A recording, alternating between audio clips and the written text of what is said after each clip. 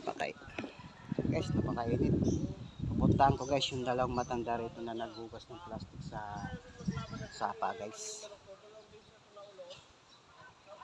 Kasi may nakapagturo sa akin, nandito sila naghugas ng plastic na kinalakan nila. Tapos pag nahugasan nila, bibilad nila yun para matuyo. Sa kanila i-dispose sa tunawan ng plastic. Tara guys, samahan nyo na ako guys.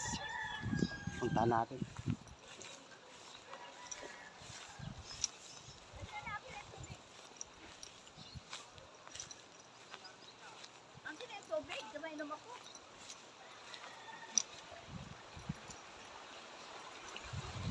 Ayan guys, ayan po sila. Nabutan natin, ngayon lang po sila na timing na nandito ngayon. Ayan.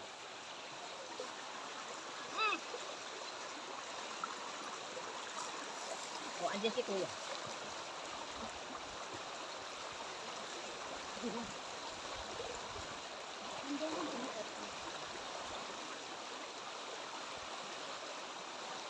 Bigyan natin ng microphone si nanay para marinig. Hindi ko na nakita ko naka-on.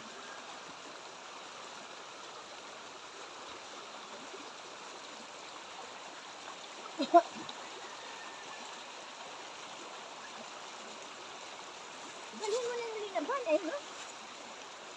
Eh, dalhin mo na. Nanay, pakisabit po dito sa amin nyo. Dito. Ano? Ayan. Nilagyan ko ng microphone si nanay para naririnig yung salita niya. Ayan, nay. Kamusta pa kayo, nay? Nananghalian na ba kayo? Hindi pa po. Ayun lang. Di ka, nagbabambo kayo pag pumupunta rito? Hindi. Wala nang babao. Ano po na yung pangalan nyo, nay? Pwede po malaman anong pangalan? Eliateria. Eliateria. Ano po ang apelyido? Aterado. Atirado. Ito po yung anak nyo, si ate. Bising. Si ate Bising, si ate Bitasyon. Yan. Magkatulong po silang naghugas ng plastic. Pag nahugasan po nila nito, malinis na ibilad na tuyo, dadalhin nila sa ngayon sa tunawan ng plastic, doon nila ibebenta to. Kasi pag doon nila binenta, medyo maganda presyo. Hindi naman sayang yung paghihirap nila. Ayan. Ilang tanap ako inay? 70. 70 na si nanay, nagsusumika pa maghanap buhay. May asawa pa po kayo?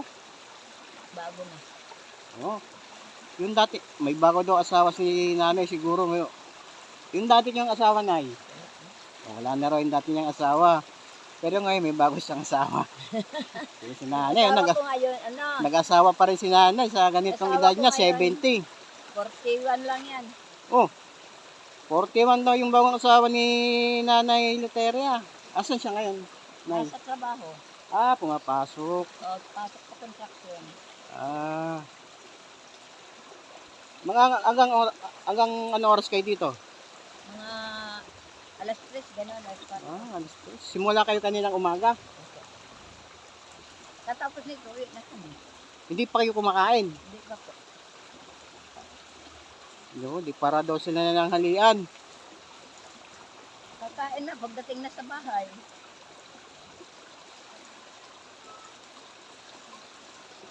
Meron ba dito nagtitinda ng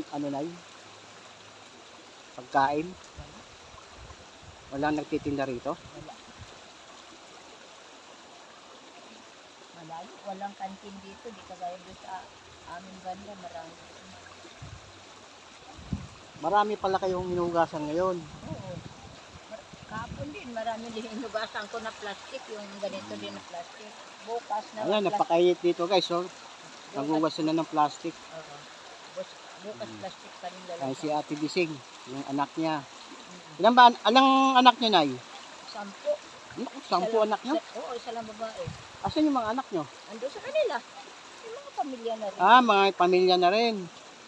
Pero may mga pamilya na sila, di na mag-asahan. Yun lang. Marunong tumulong sa amin. Kawawa naman si nanay, hindi pa sila nananangalian. Anong oras na? Mag-alauna na. Simula pa silang umaga dito guys. Hindi pa sila kumakain.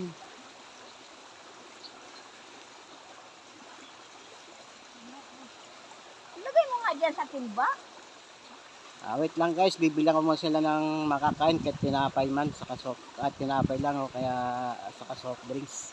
Para malagyan man lang ang kanilang sikmura kasi kanina pa po sila umaga rito. Hindi pa po sila kumakain.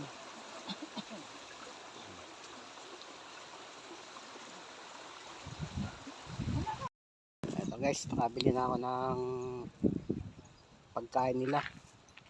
Tinapay saka soft drinks lang binili ko muna kasi walang mabilan dito ng walang ano dito yung karinderya. Kaya tinapay saka soft drinks yung binili ko para sa kanila. Para malagyan man lang yung sikmura nila kasi anong oras na, laon na pasado na, di pa sa nanangalian. Napakatirik pa man ng araw guys. Oh.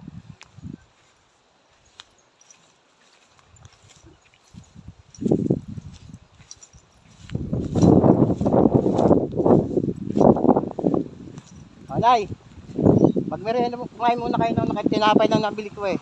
Walang karinderya yung nakikita niya na mabibilan eh. Kumain muna kayo, Ate Biseng. Para malagyan muna yung sikmura nyo. Kanina pa pala kayo dito, pa kumakain.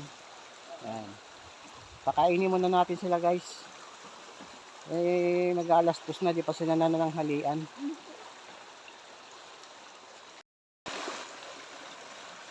Buti na hindi naubos yung ano dito. Tubig sa sapa. Hindi naubusan kahit na mainit. Oo, Na tag-init ngayon. kasi para ano,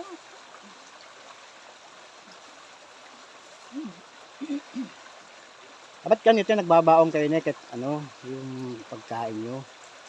Para, buti di kayo ginugutom yun. Simula pa kayo umaga. tubig lang, binaon ko. Tubig lang. Kahit saan tinapay para hindi kayo gutumin ba. Sila nanay, patayin muna natin habang nagpapahinga.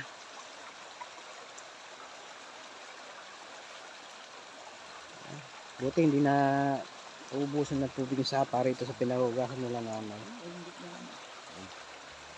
Ito pa yung mga kanilang hugasan guys. So, ang dami pa. Laking sako. Ayan. Ayan yung hinugasan na nila. Binibilad na nila. Ayan. Para matuyo na. Pag natuyo itong mga pinahugasan nila, sana nila ibebenta ngayon to. Ito guys yung tricycle nila guys. Oh. Kawawa naman yung dalawang matanda guys. Ayan oh. Buti na napagtatyagaan pa nilang gamitin to pagkarga ng mga kalakal nila. Ayan guys oh. May payong pa siya. Ayan. Ayan, bulok-bulok na yung sidecar nila.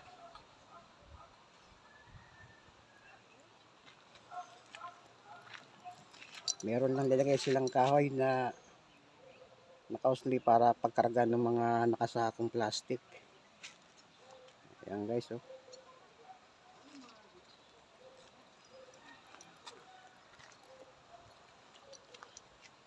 Sana may makapanood nitong mga OFW na makapag-sponsor ng bagong sidecar nila.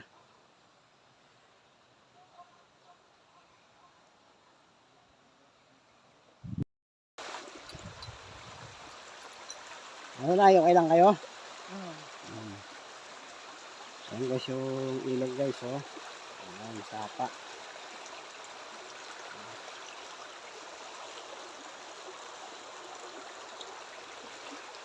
Sila nanay kumakain. Mababa lang yung sapa rito eh. Buti hindi umapaw dito pag yung malakas yung bahan. Basta lumaki yung malakas yung malakas yung ulan at saka Na umaapaw. aapaw dito. Umapaw dito.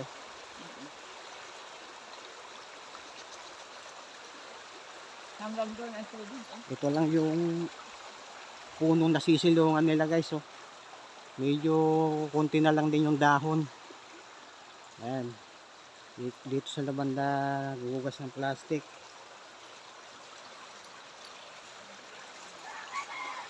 Yun ang baon nila guys. Tubig lang. Ayan.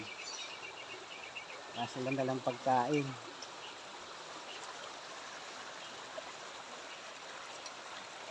Ikaw ate, Bising, ilang taong ka na? 60 yan. 60? 10 years lang yung pagitan nyo. May pamilya din po siya? Wala. Dalaga po yung anak ni ate. Pangilan po yan? Panganay. Ito pa palang panganay ni nanay. Si ate Bising. Dalaga, walang pamilya. Ano kasawa yan? Di ko pinasawa 60 anyos na siya. Siya ang pinakapanganay niya, nay? Yan. Di ko pinasawa yan kasi hindi kompleto isip yan. Ganon. Isip ba? Parang isip siya. Ilan yung anak nyo? 10. Ilan yung babae doon? Yan lang. Isa lang ba? Puro lalaki? Puro lalaki anak nyo. Nag-iisang babae lang siya. Oo.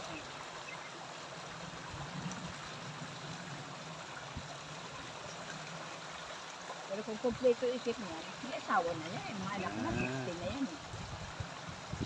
Tama lang si mag-asawa kasi wala, di rin Hindi, ang hirap ngayon. nakalukuhin lang ng asawa. Kaya nga sabi ko, tumagitigal ka ng asawa. Kahit kung lulukuhin ka ng asawa mo, mabuti lang kung hindi na singgiro. Kailan uli kayo mga kalakal na eh? Sa ano? Biyernes at saka ano? Martes. Bukas. Mga kalakal kayo.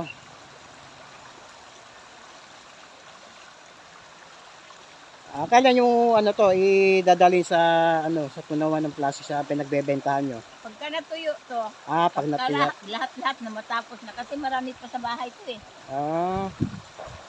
Mga ilang kilo yung mga dinadala nyo ron? Lahat-lahat?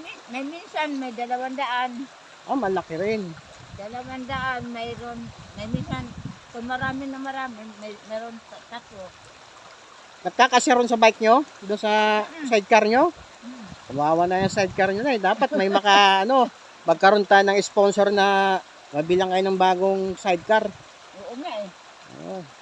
Sana meron sa ating OFW na makapanood nito para mag-sponsor ng pambili nyo ng sidecar. Ganyan lang yung sidecar ko na yan. 200 kilo?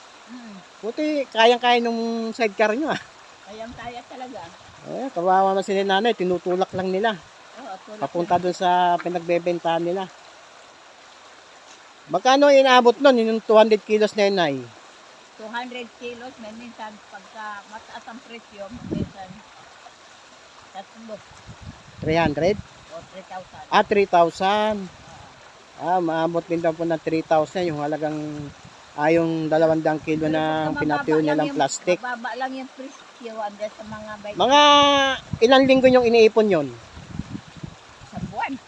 Isang buwan pala guys. Isang buwan na higit Isang buwan daw mahigit nilang naiipon yung 200 kilong pinatuyong plastic. Sa kanila ibebenta lahat. Sa isang buwan kumikita sila ng mga 3,000 daw mahigit din. Kaya isang buwan daw mahigit nila naiipon yung plastic na tuyo. Isang buwan na higit yun. Kasi sa isang linggo na ilang beses ka nangangalakal niyan? 3. 3 beses daw sa isang linggo sila nangangalakal na itong plastic.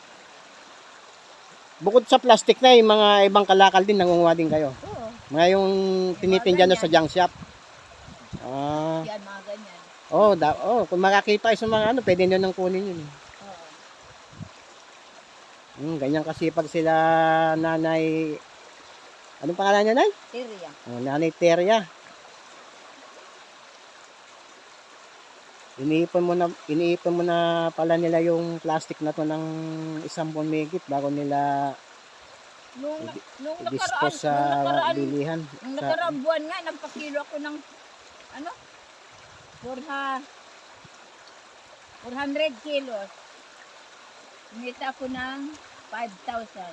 5,000? Mura lang yung na yun. Mura lang yung kilo. Mura lang. Ilang buwan yung inipon yun? Tatlo. 3 buwan? Oo. Oh, 3 buwan daw inipon ni nanay yung 400 kilos. Tumatak lang daw ng 5,000 mahigit. 5,000 lang. Bali, pag yung nangangalakal kayo na ito, buwanan pala bago ninyo ibenta to. Kasi iniipon nyo pa. Oo, pagka-stone, ganito. Pero pagka mga Ayan yung mga ganyan, plastic na lang yung hugasan. Ito yung nakasako. Ayan, lalaking sako. Ayan. Tapos yung bike nila, ganun lang, siraan na nga eh. Pero nagagamit pa nila. Sana po merong mag-sponsor kila nanay ng bagong sidecar nila na pagkakarga ng kanilang kalakal. Ay, nabusog ka? Ikaw ate Bising, okay la? Nabusog ba? Ay.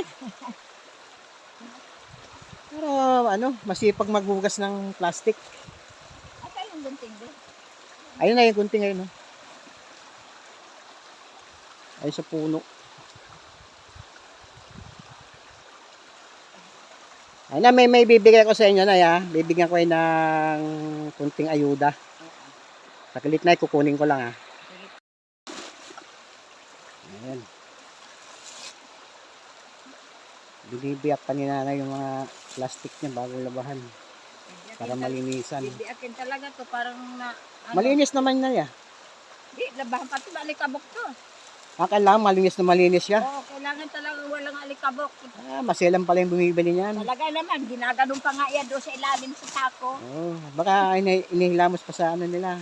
Oo. Pinupunas pa sa mukha. Ay, nako.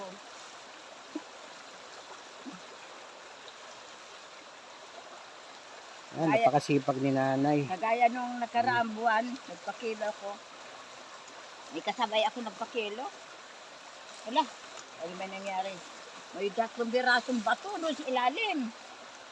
Dinagyan ng Linagyan na yung plastic nila, linagyan ng bato. Sobrang daya nga. binenta sa inyo? Hindi sa akin yun. Doon sa insect. Yung pinagbebentahan. Nagkasabay nga kami. Linagyan ng bato yung nila para bumigat. Linagyan nila ng bato, 3 pirasong bato. Nakita ko yung bato, sabi ko doon sa insect. Ate, tingnan mo nga yung binanggil nila. Sabi naman niya, bakit? Tingnan mo kay kitang-kita ka ako yung bato. Sabi na niya, sabi na ng insect, kala mo, pamtirahan niya yung niya, kuno ninyo yung niluloko nga niya ko ninyo, sabi ng insect. At kinabukasan, yung operator niya, tunawan, utol ito. Anak ng may-ari ng plastic na nag-deliver. Utol ito, saksak dos tunawan. Anak niya yon. O anak niya yung nanay yung nag-deliver ng Anak niya yung operator doon nung nagbenta ng plastic. Naputol yung kamay na sa nagastos pa rin. Sige nay, maraming salamat na sa pagpaunlak niyo sa Maraming salamat din. araw na to, sa oras na binigay niyo sa akin, nay. Okay. So, kuya. May pupuntahan pa kasi ako ngayon ay mamimili pa ako ng paninda ng tindahan namin Sige po. Sige na, maraming salamat ulit sa pagpaunlak niyo na makapanayam kayo, nay. Sige po. Maraming salamat po sa mga ating viewers, followers, subscribers. Maraming salamat po. Maraming salamat talaga. God bless all.